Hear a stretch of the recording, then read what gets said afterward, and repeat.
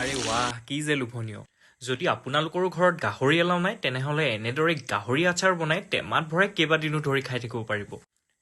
ৰ'ব এটা ডিছক্লেমাৰো আছে দেই। এই ভিডিঅ'টো কেৱল মনোৰঞ্জনৰ উদ্দেশ্যেহে বনোৱা হৈছে। যদি ভাল নাপায় চুগলি কৰাতকৈ স্কিপে কৰি দিব। আজি এটা অৰ্ডাৰ আছিল, লাগে বোলে bamboo shoot with pork pickle. ময়ো কামত লাগিয়ে গ'লোঁ। প্ৰথমে পৰ্কখিনি 70% বইল কৰি ভিডিঅ'ত দেখুওৱাৰ দৰে গোটা মছলাবোৰ ড্ৰাই ৰোষ্ট কৰি অলপ খুন্দি ল'লোঁ। তাৰ পৰা আৰু ৰ'বলৈ সময় নাই, পেন এখনত কঞ্জুচামি নকৰি যিমান পাৰোঁ মিঠাতেল ঢালি দিলোঁ। কাৰণ আচাৰ হয় ন। এতিয়া আদা নহৰু বটা আৰু মাংসখিনি দি ওপৰত প্ৰস্তুত কৰা মছলাখিনি পেলাই দিলোঁ।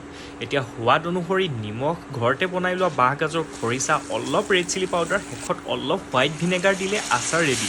টেষ্ট কৰা নাই যদিও স্মেলটো কিন্তু গোটেই চুবুৰীটো মলমলাই গৈছিল। আৰু আপুনিও এনেদৰে এতিয়া ট্ৰাই কৰি চাব পাৰে কিন্তু। বাই।